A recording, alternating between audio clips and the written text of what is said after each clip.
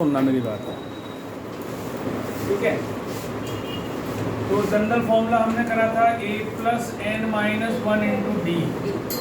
बात नहीं, ठीक है, ये हमने जनरल फॉर्मूला करा। इसमें मैं ये समझा रहा था कि एन क्या होगा और एन क्या होगा, what is an and what is a. तो अब हमने क्वेश्चन किया था, मैं और एक क्वेश्चन कराता हूँ, उसको बहुत ध्यान से समझना। ये चीज़ समझ में आ जाएगी, ऐसे तुम्हें कोई नहीं समझाएगा जैसे मैं समझा रहा हूँ। हाँ नहीं, ये वाला जो तरीका है ना, मैं जो समझा रहा हूँ उसको समझ लोगे तो तुम्हें समझ में आ जाएगी चीज़। और नहीं तो वहाँ स्कूल में तो तुम्हें ए एन और ए नहीं बताएंगे, तो क्वेश्चन करा के कह देंगे कि देखो समझ में आ गया, वो सब समझ में आ गया है। हाँ, तो अब जैसे क्वेश्चन था 7, 13, 19 और ये मैंने क्या जवाब भी दिया था 240 है ना, ये लिखवा रहा हूँ, एक बार समझ लीजिए।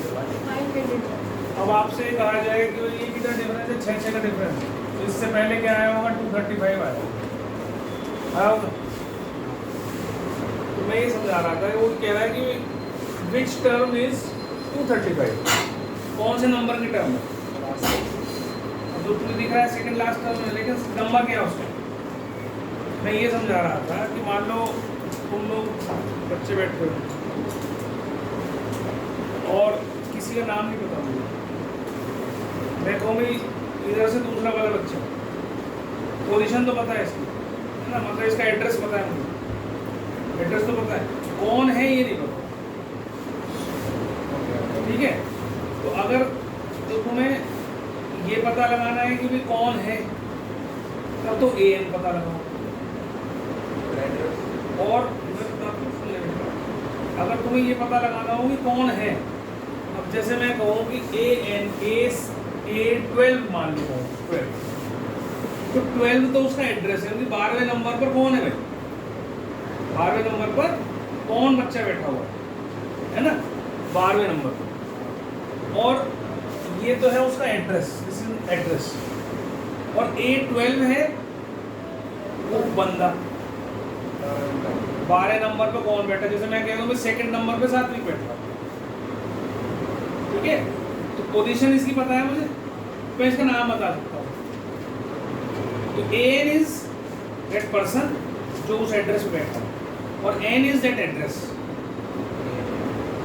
एन आदमी है और एन उसका एड्रेस है ना। अब जैसे मैं कहूँ 235, अब यहाँ मुझे क्या पता है, यहाँ मुझे वो आदमी पता है, मतलब आई नो ए एन, ये ए एन है, दिस इज ए एन 235। इसका एन नहीं पता मुझे, एड्रेस क्या है, कौन से नंबर पे आ रहा है 235, बस समझ में आ रही है। तो अब जैसे मान लो मुझे एन निकालना, फॉर्मूला तो यही है ना, A N is equal to A plus N minus one into D. A N तो पता है मुझे कि भाई 235 रह रहा है, पर कौन से उस पर रह रहा है, फर्स्ट टर्म होगी 7, कहाँ पर रह रहा है भाई, वो तो एन बताएगा ना। डी कितना है 6, तो इसको इधर ले आए हम, 235 में से माइनस करोगे तो कितना आएगा 228, इसको 6 से डिवाइड कर दो तो कितना हो जाएगा, 6 18 और 4 आए और 6 48, तो कितना आ गई 39 आ गया। तो मतलब 39th टर्म पर, 39 घर हाउस नंबर पर कौन है 235। तो एन इज वो आदमी या वो नंबर जो उस जगह पर है, और एन एड्रेस किस नंबर पर है, ये समझ में आ गया। सेकंड टर्म वाले क्वेश्चन में एन इज इक्वल टू 12, ए बेटा लास्ट टर्म तो हम ना, इस वाले को लास्ट टर्म है ना, इसका नंबर पता है तेरे को, नहीं पता, तो एन करके निकालेगा ना, उसकी जगह कई बार हम लास्ट टर्म में लिख लेते हैं, तो एन लिख, है ना, वो तुम्हारी सुविधा के लिए मैं लिख देता हूँ कि भाई लास्ट टर्म है, उसको मैंने एन लिया, एन उसमें एन नहीं पता ना मुझे। अब देखो बेटा बात, उसमें तुम्हें ये पता है कि इस जगह पर कौन है, मतलब यू नो ए एन, पर उसका क्या एड्रेस है, एन नंबर किस नंबर पर बैठा हो वो नहीं पता। बात समझ में आ गई। ये एक बार ये चीज़ समझ में आ जाएगी ना, फिर कोई नहीं फिर तो फटाफट करोगे क्वेश्चन बेटा। वो बना गेट लगा और ये तो पुष्पा मत बना रहे कर ऐसा ये जो यूं करते यूं करते रहो ना पता नहीं क्या सोच रहे थे हाथ में। ये तेरे को बच्चों ने कह कोई बात याद तेरे को डॉन बना दिया बच्चों ने कह के ये गाजीपुर का डॉन कादीपुर का डॉन बड़ा है वो तेरे पापा को मारेंगे अभी बात करा मैं कहूँगा उनसे मैंने कहा ये डॉन बंदे ही कह रहा था सर बच्ची है कोई नहीं और बच्चों का ही कह रहा था। चुप हो जाओगे चुप हो जाओ। तो अब जो है आज मैं क्वेश्चन जो करा रहा हूँ आज जो मैं क्वेश्चन करा रहा हूँ वो थोड़े से सोचने वाले और बढ़िया वाले क्वेश्चन बढ़िया जिसको कहते हैं ना बढ़िया वो वाले क्वेश्चन। तो पहले कुछ सिंपल कल के क्वेश्चंस उसके बाद फिर कुछ और करेंगे। अब क्वेश्चन है अगला fourth term of an AP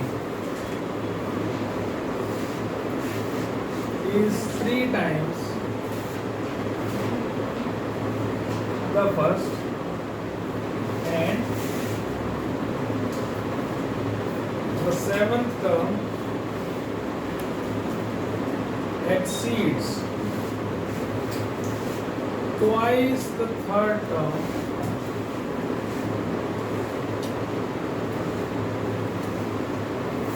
by 1. Find the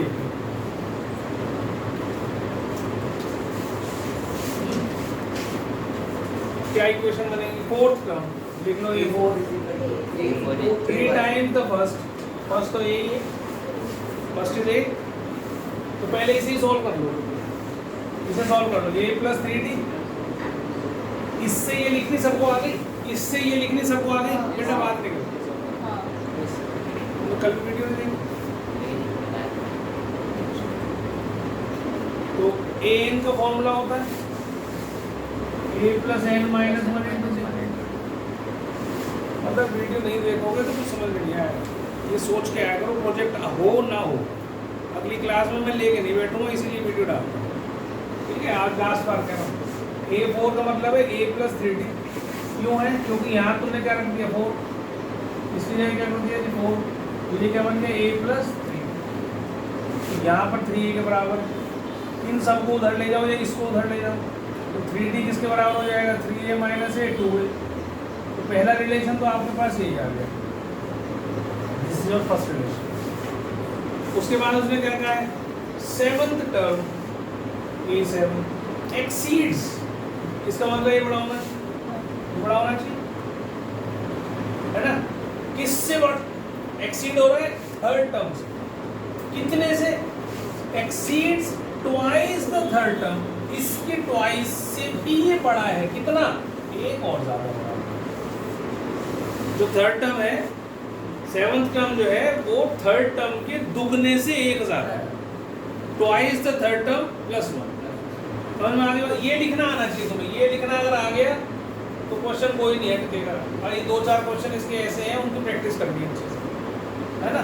तो ये a प्लस 6d हो गया एक कम 6 7 से एक कम 6 इसको ब्रैकेट में डाल के लिखना a प्लस 2d जब भी मल्टीप्लिकेशन में हो अंदर तो प्लस होगा ना इसलिए ब्रैकेट में डालना plus 1 a plus 6d is equal to 2a plus 4d plus 1 इसको आप सबको उठा के इधर ले लो है ना सबको उठा के ले लो 2a प्लस 4d प्लस 1 इसको ले गया मैं इधर है ना इसको इधर 0 छोड़ गया इसको मैं यहाँ नहीं लिख रहा हूँ मैं यहाँ लिख रहा हूँ इससे कोई फर्क नहीं। बच्चों को ये बड़ा डाउट हो जाता है सर ये ले तो इधर गए थे यहाँ 0 होना चाहिए यहाँ नहीं छोड़ा चाहिए आपको वो उससे कोई फर्क नहीं पड़ता। अगर मैं 2x = 4 लिख रहा हूँ या 4 = 2x लिख रहा हूँ x 2 ही आने वाला है ना। ये छोटी क्लास में आप पढ़ चुके हो इसमें ऐसा कुछ नहीं है जो बता रहा हूँ स्पेशल। इसमें से इसे माइनस करा a इसमें से इसे माइनस करा 2d प्लस 1 है इस 1 को इधर ले लो ये क्वेश्चन नंबर 2 कितनी बार समझ में आ रही हाँ जी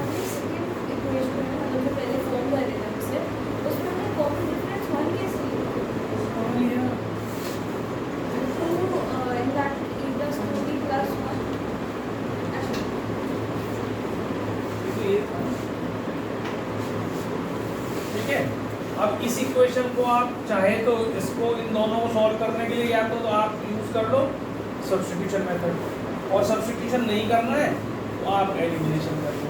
तो अगर एलिमिनेशन करोगे तो ये ऐसा बन जाएगा, इसके नीचे रखोगे 2a minus 3d is equal to 0, इसे 2 से मल्टीप्लाई कर दो तो 2a minus 4d is equal to minus 2, 2a minus 3d is equal to 0, ये माइनस ये प्लस ये कट गया, तो ये आ गया माइनस डी, ये आ गया माइनस 2 कट गया, डी आ गया 2, d2 आ गया, इसको यहाँ डाल दो इसमें, तो 2a is equal to 3 into 2, 2 से 2 भी कैंसिल, ए कितना आ गया जी 3, ए भी आ गया डी भी आ गया। उसने क्या किया फाइंड एपी, एपी क्या होती है पहली टर्म 3, फिर पिछली टर्म में जो पहली इससे पहली टर्म होती है उसमें डी जोड़ते जाओ, जैसे इसमें डी जोड़ूंगा तो 3 प्लस 2 5, फिर 5 में और 2 जोड़ दो 7, 7 में और 2 जोड़ दो 9, ऐसे चलती जाएगी किसी से। समझ में आ गई बात? पिछली टर्म में आप डिफरेंस को ऐड करते जाइए, नेक्स्ट टर्म आती जाएगी, पिछली टर्म में डी को ऐड करते जाओ, अगली टर्म आती जाएगी। ये आपकी एपी का होगा। घर जाके जिन बच्चों ने वीडियो नहीं देखी है बेटा जी, घर जाके देखो, ये बहुत इंपॉर्टेंट चैप्टर है, अगर नहीं करोगे तो फिर बहुत दिक्कत होगी।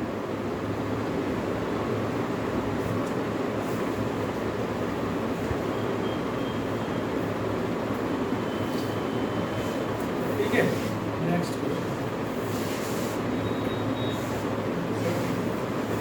सर हाँ बेटा, एक डाउट सर, ये 2a plus 4d plus 1 minus 2a minus 4d is equal to minus 2, उसको 2a प्लस 4d इक्वेशन 2 के कहाँ है 2a प्लस 4d का? ऊपर, इक्वेशन 2 के ऊपर, ये हाँ 2a plus 4d plus 1 minus a minus 6d, फिर देखिए 2 कॉमन कैसे आएगा नीचे सर, a से 2 कॉमन कट कहाँ जाएगा, है? एलिमिनेशन मेथड कराया, अच्छा। तो कॉमन किससे निकाल लिया तुमने? इक्वेशन तो ये लिखी हुई है ना, ये इसको इनटू 2 करा सारी इक्वेशन, तो अपने आप करता रहता है ना। अच्छा इधर देखो, the some of 4 and 8 terms is of AP is 24, and the sum of the 6th and 10th terms is 34. Find first term and common difference. ठीक है, find first term and common difference. चलिए करिए जरा फटाफट इसको, देखो क्या कह रहा है।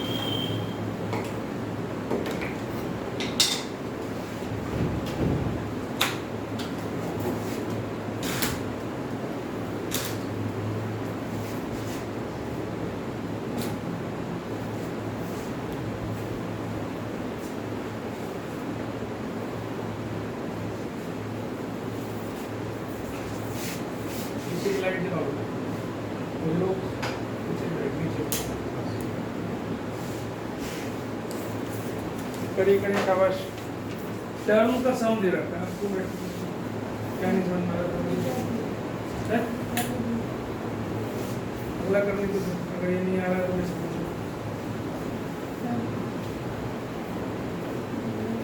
ये क्वेश्चन ही गलत बनाएंगे तुम, इसको जब इधर लाएगी ए रह जाएगा, इसमें तो माइनस होगा, ये माइनस 6d इधर आएगा, तो इसलिए a माइनस 2d आएगा प्लस 1, या तूने a प्लस 2d लिख रखा है, आधी तरफ इधर ले जा रही है, आधी इधर ले जा रही है, ऐसे हो रहा है। ठीक है, एक तरफ लेके आधी तरफ भी लाना, तो फिर दोनों तरफ ठीक होगा। तो अब इसने क्या बोला है भाई क्वेश्चन में, टर्म सम ऑफ कौन कौन से term, 4th and 8th term, मतलब A4 प्लस A8, ये आपको 24 दे रखा है। दूसरा है sum of 6th term and 10th term, ये 34 ऐसा दे रखा है ना।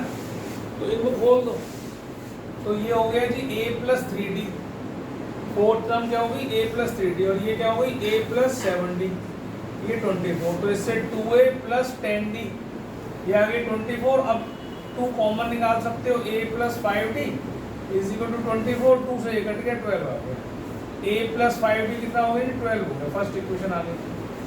ऐसे ही इसको देखो a प्लस 5d और ये a प्लस 9d, ये हो गया 34, इससे क्या आ गया 2a plus 14d is equal to 34, 2 common लेके काटोगे तो ये आ जाएगा इतना 17। इक्वेशन 2 बन गई है आपके पास, ऊपर नीचे रखनी है एंड सॉल्व देम साइमल्टेनियसली। तो ये हो गया 17, ये हो गया a प्लस 5d, ये 12 minus minus cancel, 2d is equal to कितना आ गया 5d, कितना आ गया 5/2, ये डिफरेंस आ गया, ठीक है। और इसको एक इक्वेशन में डाल दो छोटी वाली, a plus 5 into 5/2 is equal to 12, a is equal to 12 minus ये 25/2 हो जाएगा, तो ये आ गया 24 माइनस 25/2, तो a कितना आ गया जी माइनस, बस हो गया। AP फर्स्ट टर्म निकाल ली थी, कॉमन डिफरेंस निकाल,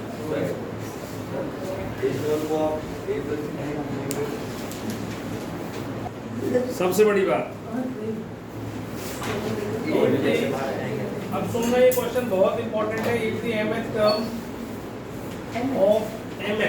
of an AP be 1/n and the nth term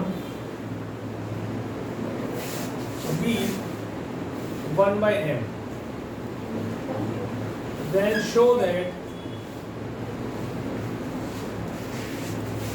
the mnth term is 1। बहुत ध्यान से समझना, बोलना नहीं, डिस्कशन कोई नहीं, मेरी बात ध्यान से ट्राई नहीं कर पाओगे, इधर देख लो पहले मैं 2-4 क्वेश्चन करा दूंगा ऐसे, उसके बाद फिर ट्राई करना, टाइम खराब होता है। mth टर्म का मतलब है, अब जैसे मान लो 5th टर्म थी तो तुम क्या लिखते थे a5, अगर मैं कह रहा हूँ mth टर्म तो तुम लिखोगे am, है ना। अब जब तुम an लिखते थे तो होता था a plus n minus 1 into D. अब आपने क्या करा है, इस n को m से रिप्लेस कर दिया, n को m से रिप्लेस कर दिया। जब नंबर होता था तो n को उस नंबर से रिप्लेस कर देते थे, जैसे a4 लिखा मैंने तो a plus 4 minus 1 into D कर देते थे, ऐसे करते थे ना। तो am हो गया a plus m minus 1 into D, ये तो हो गई मेरी mth term, this is called mth term. इसकी वैल्यू दे रखी है 1/n, ये हो गई 1/n, तो फर्स्ट इक्वेशन आ गई।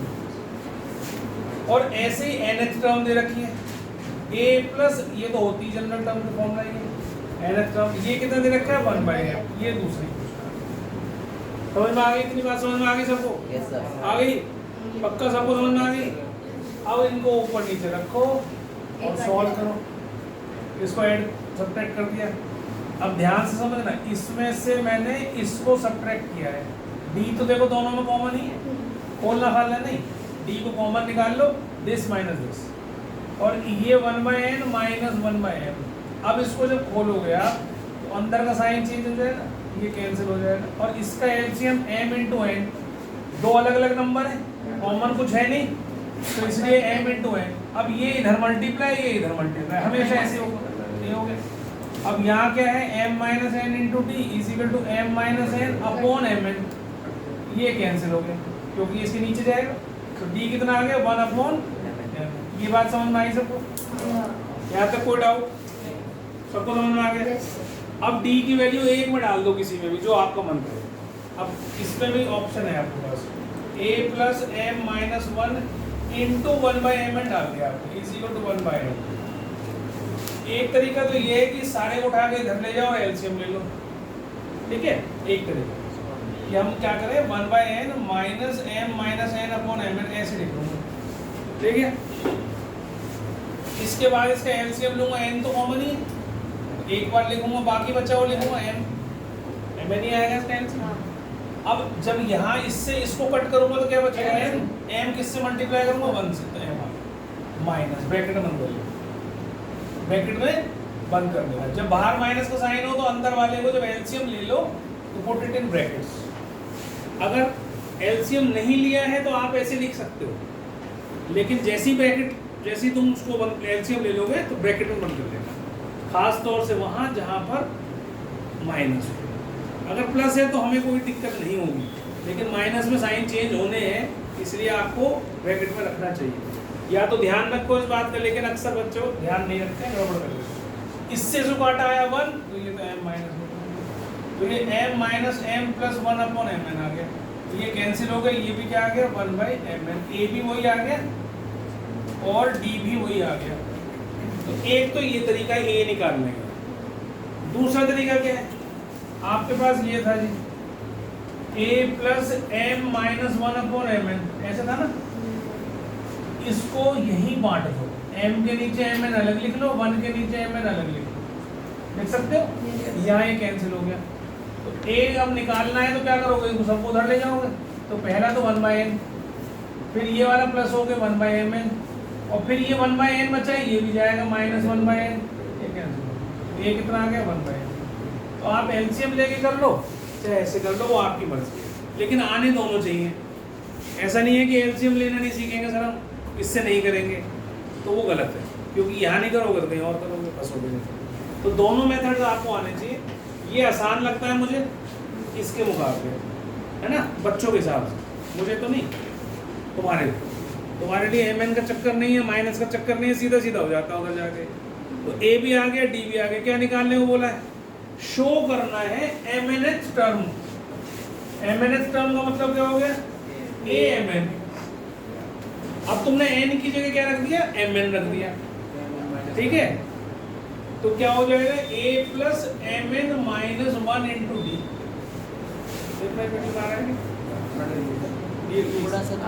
थोड़ा सा नीचे, ठीक है, तो mn आ रहा है a plus mn minus 1 into D. जो यहाँ पर रखा है n की जगह उसे रिप्लेस करना है आपको, जो भी टर्म उसने दे रखी है। अब आपको a पता है 1/mn और mn माइनस 1, mn माइनस 1, इसके नीचे फिर mn, क्योंकि d भी 1/mn है।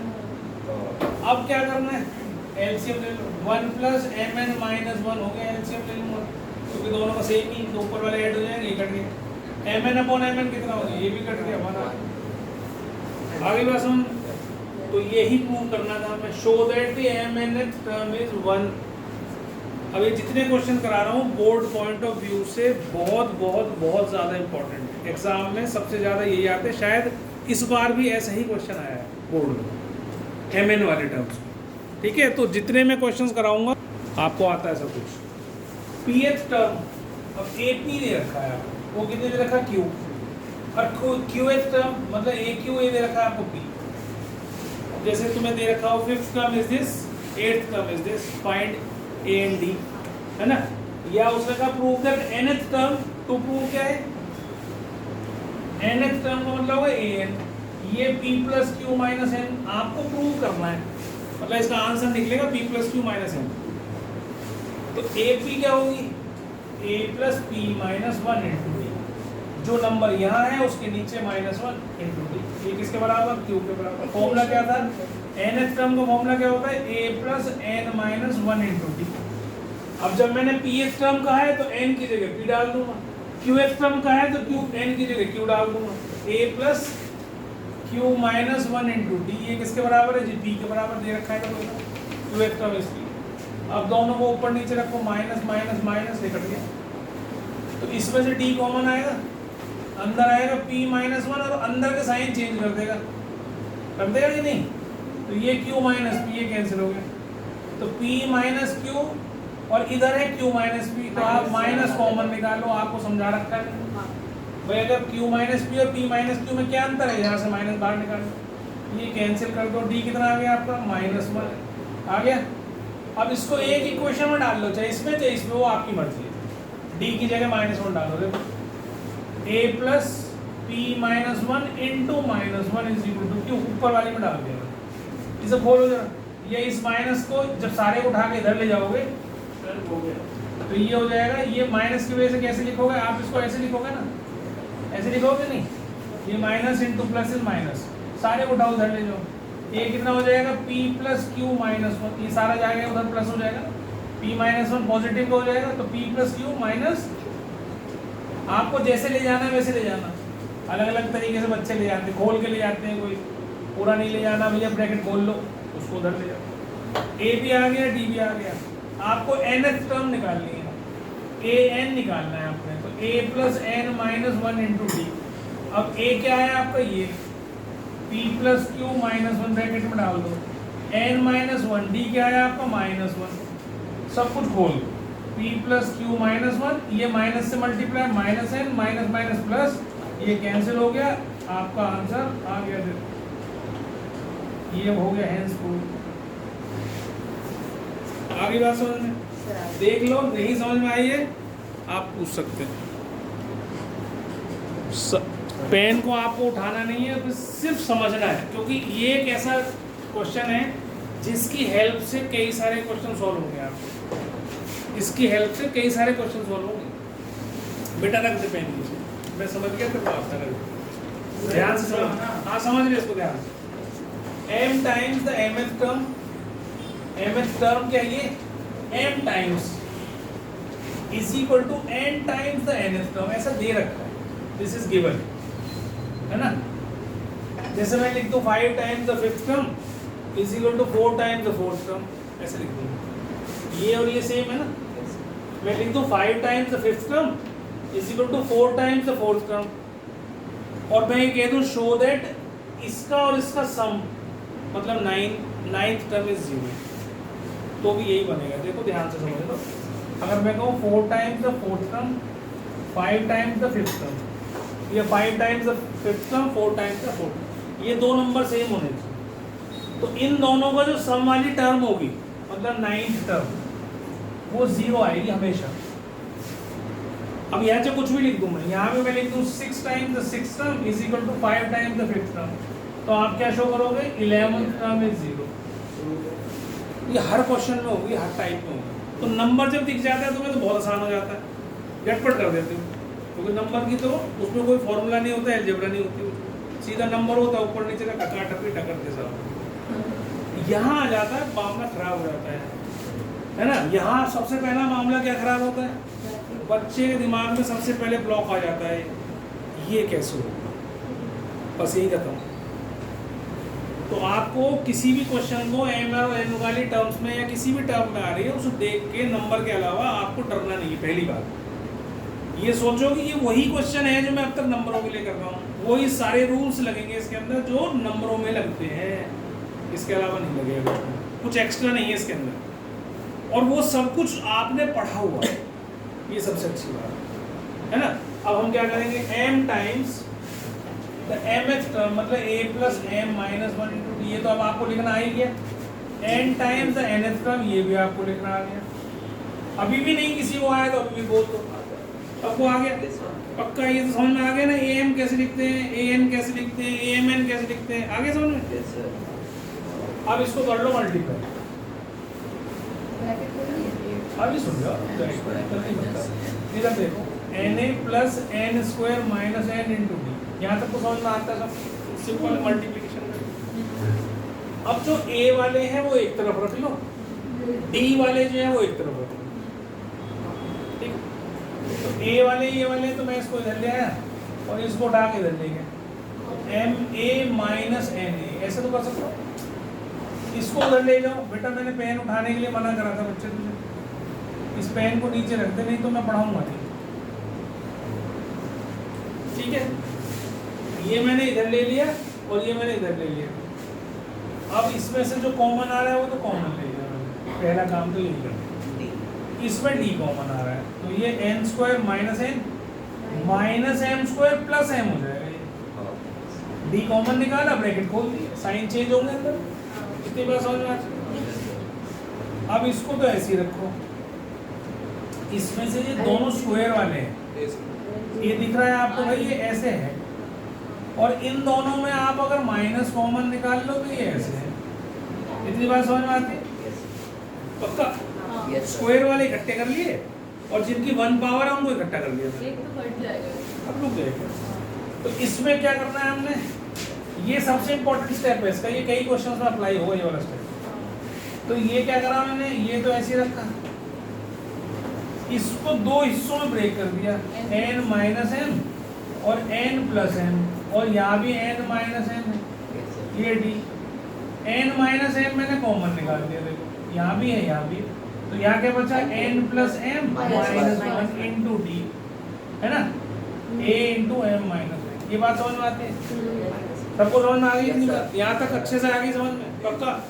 चलो आगे, मोनिका को आ गई समझ में? छोटी मोनिका, बड़ी मोनिका आ गई? ये m माइनस n, ये n माइनस m, दोनों में क्या है बेटा, माइनस कॉमन, तो ये m माइनस n ही बच जाएगा।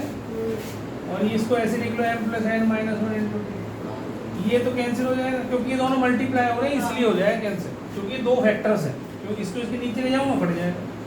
a क्या आ गया, negative m plus n minus 1 into d। इतनी बात समझ में आ गई सबको? आगे समझ में? पक्का? चलो आगे। अब या तो इसको उठा के इधर ले आओ, ऐसे ले आओ, तो ये क्या है, ठीक है, a m प्लस n है कि नहीं है? a m प्लस n ही तो प्रूव करना था ना तुमने, वो क्या होती है वो देख लो यहाँ पर, a m प्लस n क्या होता, a plus m plus n minus 1 into d, यही तो होता, यही तो बन गया। तो इससे मैं ये लिख सकता हूँ क्या, यहाँ लिख सकता हूँ। और किसी को नहीं समझ में आ रहा, तो मुझे पता है तो मुन्ना भाई है, सुन ले मेरी बात, यहाँ तक समझ में आ गया है? इसे भूल जा, नीचे दो स्टेप को भूल जा। ये तो कर सकता है a m प्लस n, कर सकता है, वहां से a की वैल्यू क्या आई है, वहां से लास्ट, इसको डायरेक्ट डाल दे, ठीक है? उसमें क्या समझ में नहीं आया था, अगर मैं यूँ लिख दूँ a plus 4d is equal to 0, तो तू क्या लिख सकता है इसको,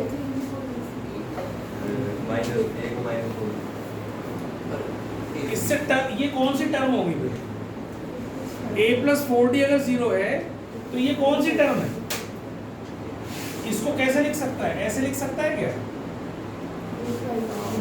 तो ये क्या होगी, क्या होगी, हाँ हाँ तो करते, ये बता क्या होगी, अभी कौन सी टर्म होगी बेटा? देखो क्वेश्चन को ना समझते हो तो ध्यान से समझा करो मैं कर क्या रहा हूँ, रट्टे नहीं मारने। ए एन क्या होती है, व्हाट इज ए एन बेटा, बात नहीं करो, ये होती है जो यहाँ लिखा होता है, ये नंबर जिसमें से -1 हो रखा होता है वही तो यहाँ लिखते हैं, जो ये n है और ये n तो सेम है। तो अगर मैंने यहाँ 5 लिखा है इसका मतलब क्या है, ये 5th टर्म ही तो है कि नहीं, ये 5th टर्म ही तो हो गई। और ये क्या आया था बेटा, ये -1 था ना, इतना हिस्सा -1, तो ये कौन सी टर्म होगी, इसकी मतलब n की जगह ये लिखा हुआ है मैंने, a m प्लस n। ये तेरे अभी भी समझ में नहीं आने का, 10 बार हम देख रहे तो तब भी नहीं आने का। pth टर्म आपको दे रखी है स्मॉल a, qth टर्म आपको दे रखा है स्मॉल b, rth टर्म आपको दे रखी है स्मॉल c, है ना। जो भी टर्म होती है वो n की जगह रखी जाती है, q r इस, और ये फॉर्मूला आपको हमेशा याद रखना है nth टर्म का, इसी से तो हो रहा है सब कुछ। तो AP क्या हो जाएगी जी, a प्लस, अब स्मॉल a मत रखना क्योंकि इधर स्मॉल a तो कट जाएगा, तो a कैपिटल जो है कैपिटल ले लेना, a प्लस p माइनस 1, इसको भी कैपिटल ही ले लेना, दोनों चीज कैपिटल ले लो, फर्स्ट टर्म को भी कॉमन डिफरेंस को भी। बेटा रखते बच्चे, रखते, पेन नीचे रखो, पेन नहीं, सुन लो मेरी बात ध्यान से। a क्यू को रख लिया हमने, तो a plus Q minus 1 into D, ये लिख लिया a plus r minus 1 into d is equal to c। 3 equation तैयार हो गए, मतलब कि स्मॉल a की वैल्यू आ गई, स्मॉल b की आ गई, स्मॉल c की आ गई। इसको उठाओ यहाँ डाल दो जो प्रूव करना है, और इसको ऐसे नहीं खोलना जैसे तुम नॉर्मली खोलते हो। तुम तो क्या करते हो, एक को सारे से मल्टीप्लाई फिर दूसरे को सारे से मल्टीप्लाई, ऐसे नहीं करना, उसको ध्यान से समझो, यही चीज़ समझने के लिए बस। ए की वैल्यू डालोगे यहाँ तो देखो ये आएगा इनटू बाहर क्या है क्यू माइनस आर, इसकी जगह ए की जगह ये डाल दी, इस बी की जगह ये वैल्यू डाल दी A plus Q minus 1 into D, और बाहर क्या है आर माइनस, फिर तीसरी सी की डाल दी A plus are minus 1 into D, इसकी वैल्यू पी माइनस। अब इनका मल्टीप्लिकेशन जीरो दिखाना है, शो करना है, तो आप क्या करो, इस ए को पूरे क्यू माइनस आर से मल्टीप्लाई करो, ए को क्यू माइनस आर से मल्टीप्लाई, ऐसे ही इसको मल्टीप्लाई करो, दिस इंटू दिस, यार हर बार ऐसे। इस वाले को पूरे मान लो 5 होता तो 5 को कैसे मल्टीप्लाई करते, 5 इंटू ए 5 इंटू ये, ऐसे तो लिखते, तो 5 इंटू दिस ही तो होता, तो 3 टर्म्स आ गई। ऐसे ही यहाँ लिखो, ऐसे ही ये बन जाएगा, देखो है ना। ये मत सोच रहे सर डी कहाँ लिख दिया, मल्टीप्लिकेशन में कहीं भी डी हो सकता है। कभी तुम ये छोटी छोटी बातों के लिए दिमाग के अंदर ना कचरा भर रखते हो, मुझे सॉल्व साफ ही नहीं करते। यहाँ तक समझ में आ गई, सबको मल्टीप्लाई कर दिया। अब जो ए वाले हैं इसमें से ए कॉमन निकाल लो और इकट्ठा कर लो, ए कॉमन निकालो तो अंदर बचा क्यू माइनस आर है plus are minus p plus P minus p. अब देखो ये कट गया, जीरो तो लाना है, कितना आ गया। अब जो जिसमें डी है उसका डी कॉमन निकाल लो। बेटा पेन नीचे रख दे, तेरे वैसे समझ में कम आता है, ऊपर से फिर ये भी तो उतारने लगे। मैं बार बार समझाता हूँ, तुम्हें समझ में नहीं आती बात। पेन बिल्कुल मत उठाया करो जब मैं करा रहा हूँ उस टाइम पे, लिखो नहीं, तेरे को अलग से बताना पड़ेगा भाई, तुझे अलग से बताऊँ।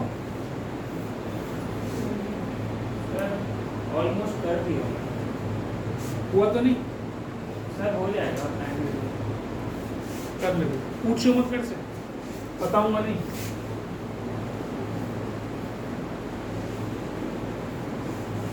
मशीन नहीं हो बताऊँ, इधर ध्यान ना दो बोर्ड पे और मैं बोलता रहा हूँ, उसके बाद फिर मेरे पास लेके आ जाओ, फिर नहीं बताऊंगा। इनको मल्टीप्लाई करो, p Q minus P R minus q plus r, q are minus P Q minus r plus p, फिर इसको लगा पी आर आर पी और minus are q minus p plus q, p q से cut रहा है p q, P R से cut रहा है पी आर, क्यू से कट रहा है क्यू, ये प्लस क्यू आर है, ये माइनस क्यू आर है, ये आर है, ये आर है, कट गया सब कुछ पी से। तो ये a into 0 plus b into 0 क्या आ गया, समझ में आ गया है। तुम अब इधर देख लो बेटा, इधर देखो बेटा, अब इसका आसान तरीका, अभी तो आपने ए बी सी की वैल्यू रखी है ना, इसको मल्टीप्लाई कर लो, A Q minus A R B R minus B P C P minus C P, है ना, इसको मल्टीप्लाई कर दिया। अब ए कॉमन लेने की जगह आप क्या कॉमन ले सकते हो, एक अब देखो क्यू किस में कॉमन है, सी क्यू, तो आप इसमें लिखो a minus c into q, ये दो टर्म्स हो गए, ठीक है। इन दोनों में क्या कॉमन है, p कॉमन है, तो प्लस लिखो, p कॉमन लो, c प्लस का है माइनस b, ऐसे लिखो। फिर इन दोनों में क्या कॉमन है, r कॉमन है, b माइनस a लिखो, b माइनस ऐसे लिखो। इतनी बात समझ में आ गई। Instead of a b c बाहर है, पी क्यू आर बाहर रख लो। अब a क्या है आपके पास, अब वैल्यू डाल दो। हाँ, a की वैल्यू क्या थी हमारे पास, a प्लस आर क्या थी, R minus P minus a plus P minus 1 into D, B की वैल्यू थी a plus Q minus 1 into D और c थी a plus are minus 1 into D. अब जब यहाँ डालोगे a की वैल्यू a plus P minus 1 into D minus C, ये तो जब माइनस करोगे तो साइन बदल जाएंगे, minus A minus R minus 1 into D.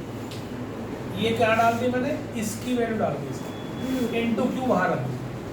आप देखो ये कट गया, डी से डी और अंदर भी डी कॉमन निकाल लो, डी से डी नहीं कटेगा, नहीं डी सर कॉमन माइनस निकाल डी लो। प्लस डी हो जाएगा। तो ये p minus 1 minus r plus 1 ऐसा हो गया, ये भी कट गया। तो कुल मिला के आपके पास ये ऐसा आ गया, ये आ गया। Yes sir. सिर्फ खोला है मैंने इसको, कुछ नहीं करा मैंने। माइनस ए की वैल्यू रखी, सी की वैल्यू रखी, उसको खोल दिया, ए से ए कट गया और डी कॉमन निकाल लिया, और डी कॉमन निकाल के p माइनस 1 माइनस था क्योंकि बाहर, तो माइनस अंदर के साइन चेंज करे, minus r plus 1 into D, ये कट गया, p minus r into d into q, q ये रहा, ये क्यू, ये इतने हिस्सा आ गए ऐसे। ठीक, ज़्यादा मल्टीप्लिकेशन तो नहीं लगी ना, ए कट गया इसमें, आसान ये हो गया। ऐसे अब आप c माइनस बी में डाल दो, तो ये p बाहर रखोगे, c की वैल्यू डालोगे, ये a plus are minus 1 into d, अलग अलग भी निकाल के देख सकते हो, इसकी वैल्यू अलग निकाल लो, इसकी निकाल लो, इसकी निकाल लो, फिर इसमें बुक कर लो। ठीक है, दिस माइनस बी, ठीक है। अब देखो ये कट गया, इन दोनों में से डी कॉमन निकालो, ये कट गया, तो ये कितना आ गया, p into r minus q into, ये आ गया, है ना। ऐसे आप इसमें निकालते हैं, क्यू माइनस बी, ये b माइनस ए, तो b आपके पास है a plus Q minus 1 into D minus a, ये है a minus p minus 1 into D, ये भी कट गया, बाहर था इसके r, तो ये आ गया q minus 1 minus p plus 1 into D R, ये कट गया, तो q माइनस p इंटू, इतनी बात समझ में आ गई सब।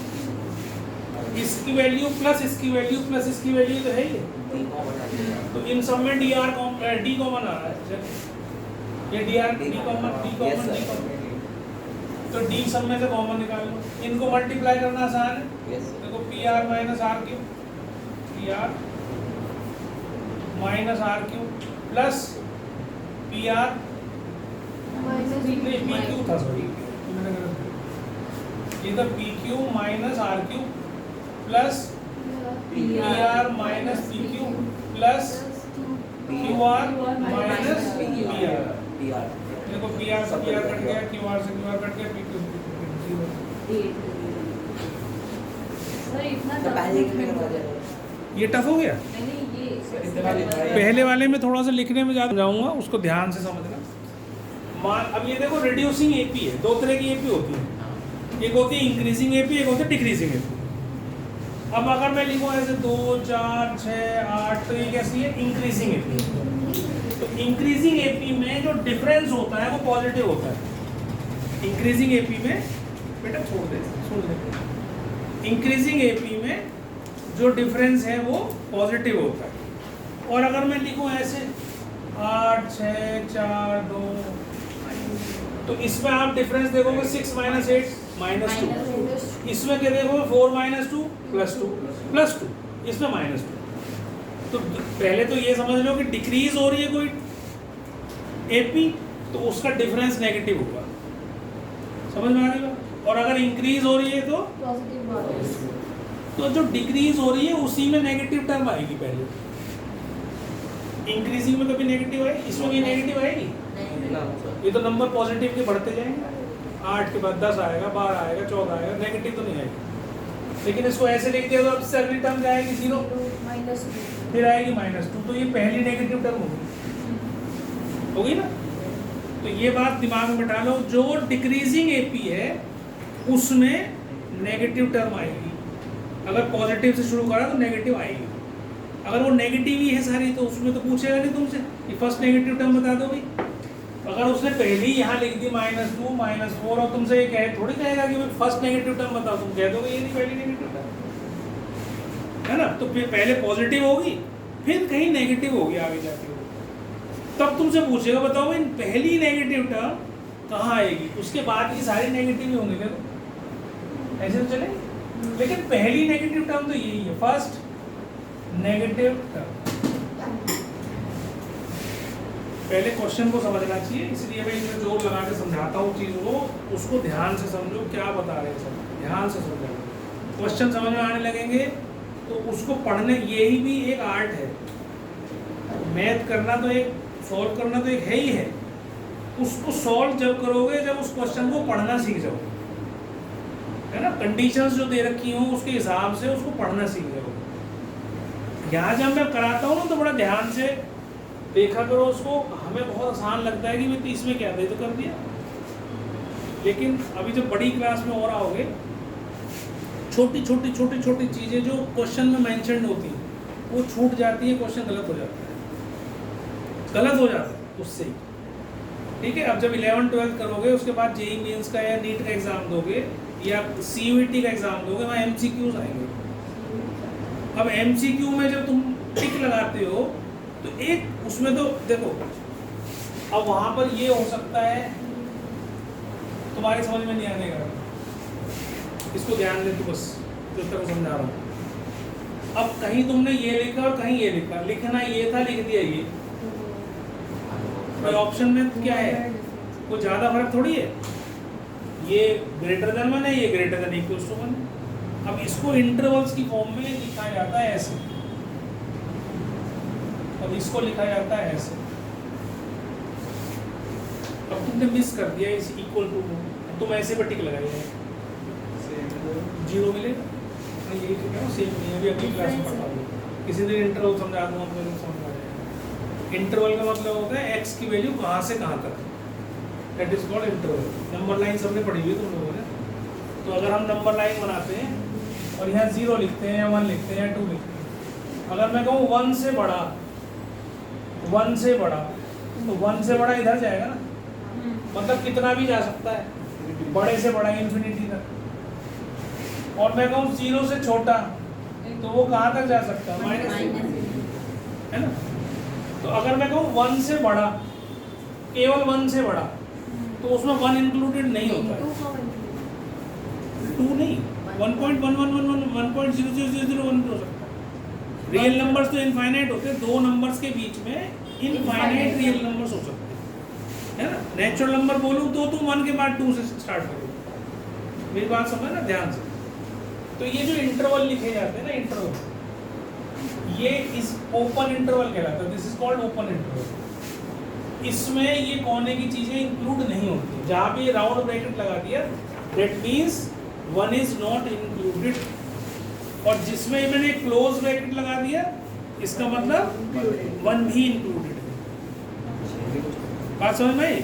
अब मैंने ये था इंक्लूडेड, तो इंक्लूडेड में डार्क डॉट लगा दिया, और जो इंक्लूड नहीं हो तो उसके लिए ब्लैंक डॉट लगाते हैं। ये यूज करने का तरीका है, स्विच की तरह समझ गए। हाँ, स्विच का मतलब ये ऑन हो गया, ये 1 भी इंक्लूडेड है और इस जगह में 0 इंक्लूडेड है, ऑफ है, इसके बाहर वाली चीजें हैं। ठीक, ऐसे याद कर सकते। तो अब अगर ये लिखा हुआ है मैंने और तुमने इस पर टिक लगा दिया, इतनी सी तो वो है चेंज। तो तुमने ABCD ऑप्शन थे, आंसर A था, लगा दिया B, तो क्या मिलेगा तुम्हें? टीचर ये थोड़ी देगा ना इसने सारा क्वेश्चन करके देगा था, ये गलती से कर गया 0। तो मैं इसलिए समझा रहा हूँ कि जो तुम्हें यहाँ कंडीशंस दे रखी होती है ना क्वेश्चन के अंदर, उनको ध्यान से पढ़ना चाहिए। इतनी छोटी सी बारीक चीज भी, अब मान लो सपोज करो तुमने कोई इंटरवल लिखा, इंटरवल कोई तुम्हारा सॉल्यूशन आया जो तुमने सॉल्व करा किसी चीज को, वो आया x greater than -2, x greater than -2। Question में एक छोटा सा कोने में लिख रखा था कि भाई x ग्रेटर देन 0 होना चाहिए। क्वेश्चन में क्या लिखा था? x should be greater than 0। Answer आपको आया ये -2 से बड़ा, तो -2 तो यहाँ है, 0 से भी इधर, तो तुमने कहा भाई इधर के सारे क्वेश्चन लूंगा मैं, तो इतने भी ये सारे ले लूंगा, उसे भूल गए तुम, x ग्रेटर देन 0 को भूल गए। तो वो कह रहा है भाई पॉजिटिव नंबर ही होने चाहिए, greater than 0 means positive number. तो तुमने यहाँ से जो यहाँ तक के नंबर लिए हैं वो आएंगे ही नहीं, नेगेटिव वाले। वो कहाँ से शुरू होगा? 0 से आगे। एक छोटी सी कंडीशन से तुमने क्वेश्चन गलत कर दिया। तो इसलिए मैं समझा रहा हूँ, क्वेश्चंस को पढ़ना सीखो, क्वेश्चन को समझो। जब उसको इक्वेशंस की फॉर्म में उतार पाओगे जब ही तो क्वेश्चन को आगे करोगे। तुम्हें समझ में नहीं आया क्वेश्चन में क्या दे रखा है, तुम क्या उतारोगे, क्या लिखोगे उसको। तो इसलिए क्वेश्चंस को पढ़ना भी एक आर्ट है, उसको ध्यान से, छोटी छोटी चीज़ें बारीक गड़बड़ कर देती है। मैं क्वेश्चंस करता रहता हूँ, कितनी बार ऐसा होता है कि मैं चीज़ देख नहीं पाता या दिमाग से स्लिप हो गई कि ये भी लेनी थी, गलत हो जाता है, पूरा क्वेश्चन गलत हो जाता है, फंस जाओ बैठ के। तो मेरे तो नंबर नहीं कट रहे, तुम्हारे तो कटेंगे। ठीक है, तो क्वेश्चंस को पढ़ना चाहिए। इन सब चीज़ों से ही सीखते हो तुम बेटा। बहुत सारी चीज़ें होती हैं जो तुम अभी आगे पढ़ोगे और फिर तुम्हें ये बातें याद आएंगी कि सर कह रहे थे, ये अभी नहीं समझ में आएंगी, बड़ी क्लास में पहुँचोगे जब समझ में आएंगी। तो अब हमें बताना है इसमें पहली नेगेटिव टर्म कौन सी, first negative. First negative term का मतलब पहले ए निकाल लो 20, फिर डी निकाल लो तो -3/2 तो -3/2 है ना। समझ में आ गई? ये इसमें से इसे माइनस कर लेना जैसे भी आता हो तब। और इसके बाद आपको फर्स्ट नेगेटिव टर्म चाहिए। फर्स्ट नेगेटिव का मतलब है कि आपकी जो, अब मुझे नहीं पता कौन से नंबर पे आएगी, पहली नेगेटिव टर्म का मुझे एड्रेस नहीं पता और ये भी नहीं पता क्या आएगी, तो ना an पता ना n पता। तो मैंने कहा भाई an होगी फर्स्ट नेगेटिव टर्म, है ना, तो ये 0 से कम होनी चाहिए।